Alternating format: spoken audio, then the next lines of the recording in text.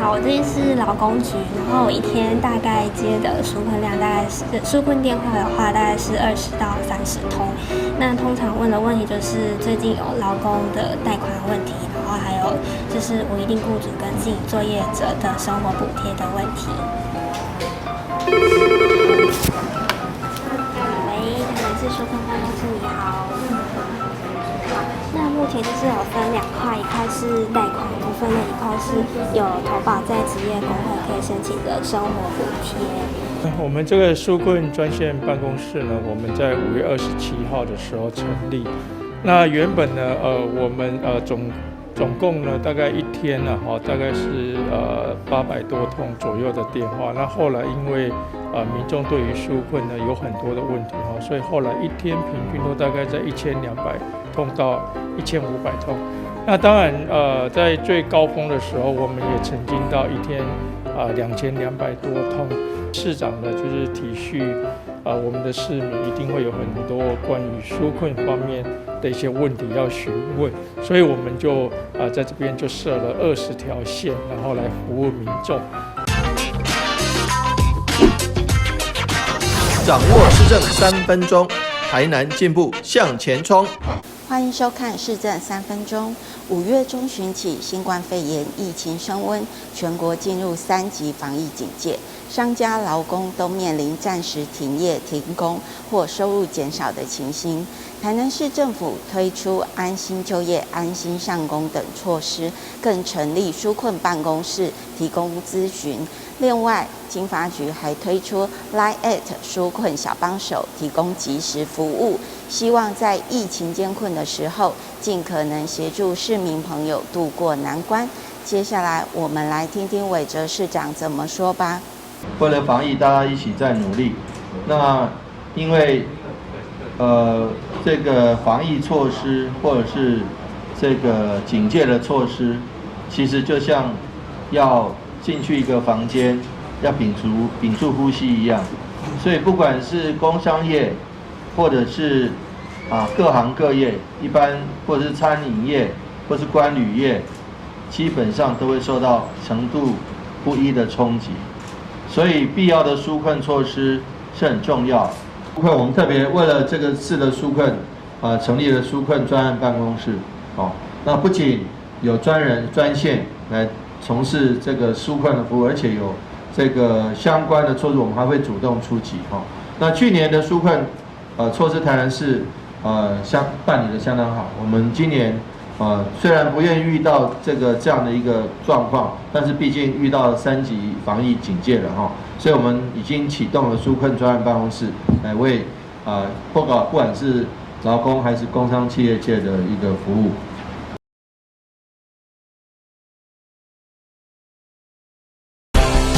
接下来请收看中嘉新闻。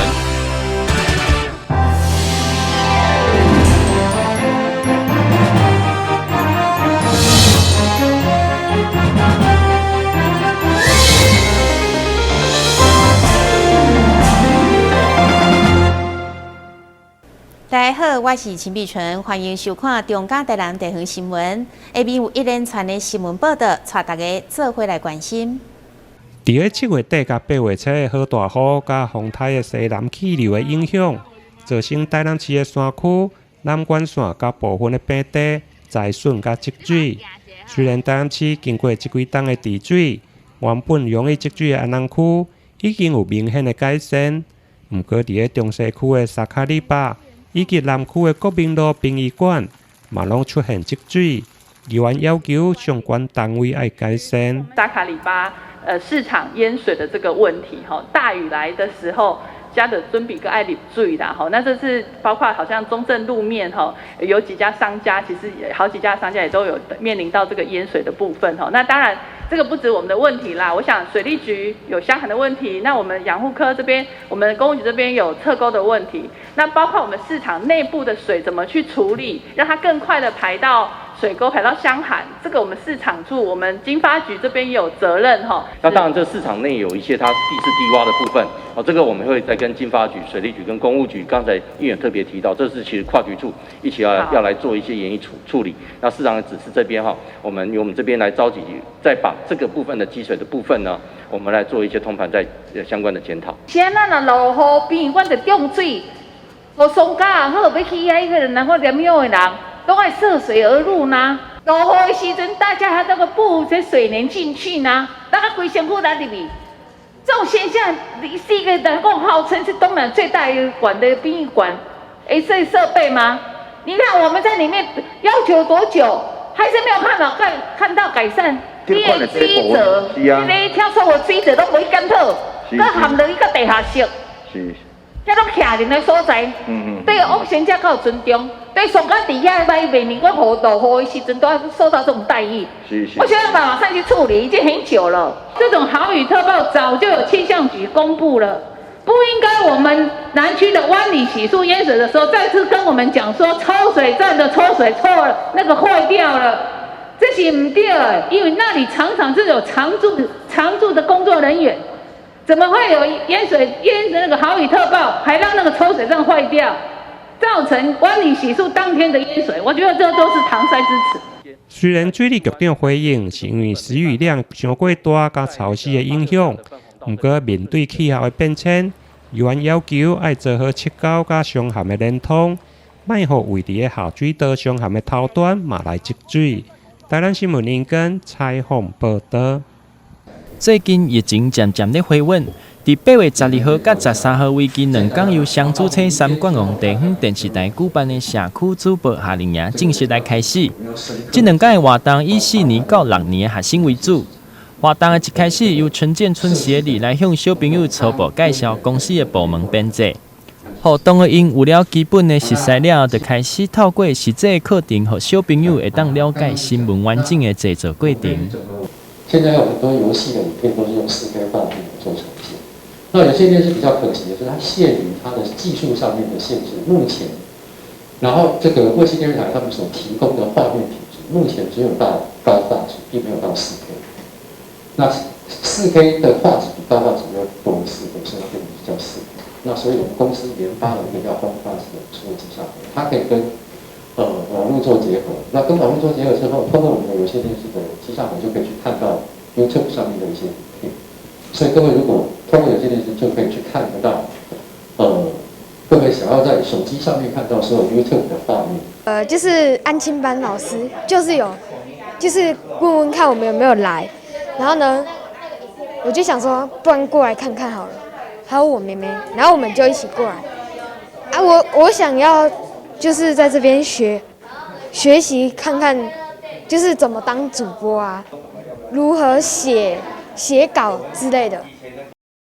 活动的第一天安排小朋友甲老师因透过实际采访来学习应该要安怎做出一篇好的报道，还有伫采访的时阵要安怎有技术性的来互动。除了以上所讲的以外，老师们嘛透过上课的过程中，教小朋友要安怎写出一篇完整的新闻稿。透过安尼实际的互动，让小朋友会用甲老师伫上课中所讲的物件融会贯通。台南新闻何乔邦、刘品言采访报道。你有平安无？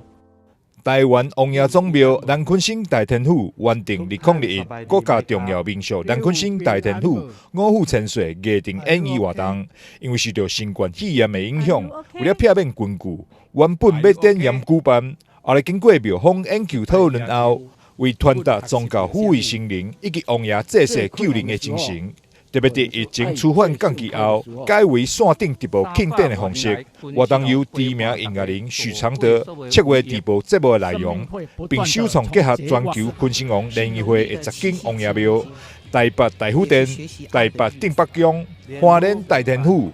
嘉义大天顺府福安馆、财团法人二中港灵安宫、鹅寮保安宫、台湾南顺宫、高雄哈马星大天宫、泰国暹罗大天宫，以及这次主办单位台湾王爷宗庙南昆生大天府，专程以夜定演艺、初生、合作以及主题曲首播等4大主题来做呈现。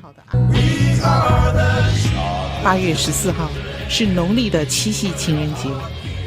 也是学习爱的日子。夜店的文化在台湾已经沿线300多年，除了在庙会上，常常会当看到夜店表演甲团体。针对校园、社区，台南市政府也是积极重视推动夜店的传承甲发展，推广一校一夜店，为夜店开创偌济舞台。南昆省大天府特别为参加演出的19个夜店团体，制作了19集幕后故事影片，因拢是文化的无名英雄。其中大部分拢是求学学生，因的努力值得被认真看待。主办单位南昆省大天府欢迎四方的信众，在8月14日暗时7点准时收看全球昆星王用爱合作线顶庆典直播节目。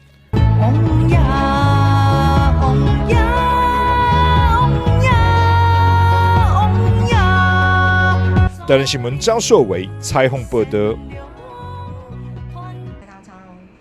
2021大同中酒店生意满满的沐月星陈卓光礼盒仔，内容结合了台式甲港式月饼口味，推出金沙酥、肉饼酥、黑蒜芝麻流沙、姜黄咖喱松子、莲蓉蛋黄、凤梨无花果等7粒经典又够创新的月饼，要让消费者吃好吃。这次的月饼里面有一个特色，那我想今天是结合到一个所谓传统的跟现代的一个结合。那今年的月饼里面大概有7种的月饼在这个里面。那我先跟大家介绍的话，第一个我们会用第一个很传统的莲蓉，那莲蓉，尤其月饼的月饼皮，透过就是用凤梨去熬成的糖浆去做的广式的面皮，然后里面的莲蓉是纯粹用台湾的莲蓉去熬成的。第二款里面，我想要跟介绍就是那个这一次引用是凤梨跟无花果，那。因为凤梨是用台南的关庙那特别去提炼出来的熬成的凤梨香味，然后加上那个欧洲的无花果的果干的味道，融合出所谓那个国际性，整个国内国外本土跟国际的一个结合，让大家可以享受到，就是说不管在国外都可以享受到这同一个口味。第三个我想要介绍的口味就是黑芝麻、黑蒜、黑芝麻。那这一次是它一个比较创新，而且又养生的。那黑蒜是台湾云林的黑蒜头那尤其黑蒜头加上黑芝麻都是本地的流产，然后透过这样我们就把它做了广式的月饼，也是一样可以欣赏到这个养生跟不同的口味那最后一种的，我们另外一种的话就是所谓今年也特殊的做。用姜黄跟咖喱所融合，加上一些肉燥所提炼出来的一个所谓桃山饼皮。那我想这个意思可以增加大家免疫这个方面这次的月饼礼盒仔不止美味健康，还有包含关怀小农的意义。那我们也希望透过这样来帮助弱势的团体，尤其洪都拉斯，希望他们有一个希望的学校。然后这个咖啡就是他们是小农所栽种出来的透过这样的搭配，饭店为了回馈消费者，在8月20号进行预定沐月星陈卓光礼盒仔，就让享有8折的优惠。另外，还要加上价值2000块的餐饮优惠券，只要在饭店任何餐饮消费满1500，就当抵用500块，非常的优惠。台南新闻张硕伟采访报道。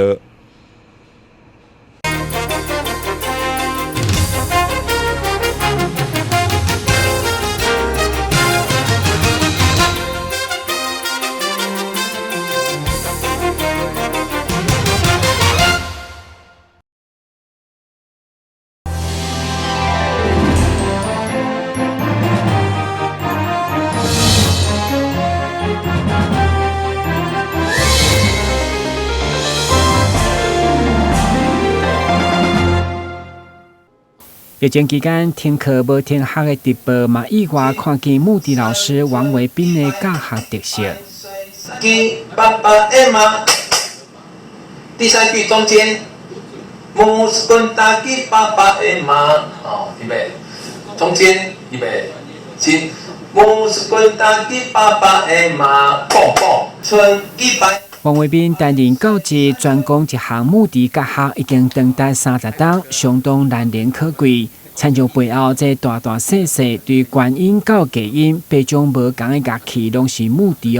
除了要让学生认识木地家族，重要嘛是要让大家拢有兴趣，根据统计，目前订阅率1万外人，已经是淡市3年到6年所公办课程当中上悬，其中好学甲会好听，就是上大比关。我的经验是，只要小朋友学习当中有进步，觉得自己很有成就感，他就会喜欢，这是一个最大的关键。那你怎么样在最短的时间内让小朋友觉得自己有帮助呢？音乐很简单，就是好听。如果小朋友他觉得好听，今天比昨天好听，那当然他就想学习。好啊，所以我的责任就是怎么样在最短的时间让他好听。所以我去想一想，因为我教的学生不是音乐班，要很多基础。我们人都有模仿能力。好，如果透过他讲话或者唱歌，然后模仿能力，保证可以马上吹出好声音。这是我30年的经验。好啊，如果他可以马上吹出好声音，而且呢，我们透过一些生活的话语，比如说拖刀、低卡、螺丝、大箍、倒灰，平常他们都会讲这些话啊。可是呢，如果他又可以吹出这些话，不但好听又好玩。如果好听又好玩的，基本上呢，学生就会喜欢。面对疫情严峻佮延长停课到7月，王伟斌知学生每一天困伫厝拢真有助，所以也以山村国小迎接100岁生日来创作甲学生活动。甲学生涯当中，不断透过国内外比赛来累积社团的实力，累积支持，甚至行到看戏剧、舞蹈等领域，已经是全国首创。现在不管是全台走透透的观摩交流，还是亲历后壁将军等偏向，就是要持续来推广，听见牧笛的美妙。我是主修直笛，所以我可以在这方面好好的来推广直笛。所以呢，说实在的，为了我也是尽量，既然做推广，对不对？其实我本身平常会抽空去偏乡帮忙教直笛，4到5间。都是利用1个月去一次啊，利用请假去帮忙，可是也有效果啊，因为他们不需要吹得很难，他们只要吹出好声音就好了。所以当地的他们校长都很支持。吹好声音真的很容易，你要吹的技巧很高的可能要很难，可是他们不需要啊，他们只需要一个好声音而已，因为生活用得到的东西。那既然直笛呢那么容易吹出声音，那我就尽我的能力去帮忙。第一位山村国小牧笛团新军25年来，伫王文斌老师的指导，已经是全国比赛常胜军，校长家长的支持拢是关键。山村国小呢，在王老师的积极的努力之下呢，我们的直笛团呢一直表现的都非常的好。那有非常多次都有得到全国的这样子的一个全国赛的一个佳绩。好，那山村国小的直笛团也已经成立了25年了，也是一个非常那个资深而且非常优秀的一个社团，也是我们这边所有的家长跟小朋友社团的一个非常喜欢的一个社团。好，那因为山村国小我们这样子推动，甚至希望就是说小朋友能够多元的学习，就算是在疫情的当中，我们还是一直鼓励小朋友多多的在家学习，不是只有学科而已，艺能科我们也是非常的重视，也希望小朋友在疫情之下，一样是停课不停学，一直努力。国小阶段音乐课较少看见查甫老师，不过王维斌以专业认真，甚至因为直笛教学来核选10多奖的荣耀。老师表示，只要讲到直笛，就愿意专心全力付出，嘛互人看见伊的坚持。但新闻官及何乔邦采访报道。癌症一直是国人10大死因的排名头一位，其中肺癌的死亡率更加是10大癌症的第1名。卫生福利部台南病院胸腔科的主治医师于宏斌表示，其中一个主要的原因是被诊断出肺癌的时，超过70%拢是末期，而且肺癌的5档存活率由第1期的85%到第4期只剩无到1%，因此早期诊断就真重要。透过低剂量的电脑断层，就用早期来发现。肺癌在过去10年里面一直都是我们国人10大癌症里面致死率最高的癌症哦。那会发生这个原因，最主要就是说，我们其中有5到6成病人在一开始诊断的时候就已经是比较末期啊，尤其这群末期的病人，大概5年的存活率其实不到1成。那我们要怎样让这群病人提早发现他们有癌症，并提早开始去治疗呢？那目前我们只是可以利用低剂量电脑断层，那把他们就抓出，在他们在第1期的时候就先诊断出来，并让他们去开刀做治疗。那第1期诊断的话，5年存活率就可以接近到9成。那所以在一些高危险族群，像是抽烟者，或者是有暴露到2手烟，或者是油烟的这一些族群，那建议的话可以去做个低剂量电脑断层筛检，看有没有肺癌的问题，及早诊断并治疗，那提高我们存活率。医师强调，虽然低剂量的电脑断层诊断早期的肺癌嘛有伪阳性，不过伫台湾甲欧美国家嘛拢证实，低剂量的电脑断层会用来帮助肺癌的早期诊断，甲降低死亡率。台湾新闻联播采访报道。热天就要来到，翕湿的天气如果容易流汗，加上狐臭困扰，求诊的人嘛哪增加。根据疾病医学中心对去年1月到今年3月的统计，因为腋下臭味困扰，求诊的民众都有65位，其中女性大约占了一半以上。虽然狐臭是未恶化的疾病，伫治疗上除了有药物、肉毒杆菌加传统的手术刮除，现在嘛有第2代非侵入性的微波热能的治疗，提供手术以外的新选择。多汗它的汗排出来的量大概超过我们正常的5倍以上，或者是腋下了哈。那它这个多汗的话，就是正常生活状态下，他会觉得困扰啊。那我们分为4个等级了哈。那最就是经常觉得很困扰，我们就是最严重那一级哈。那像我们一般人可能没有什么困扰，不会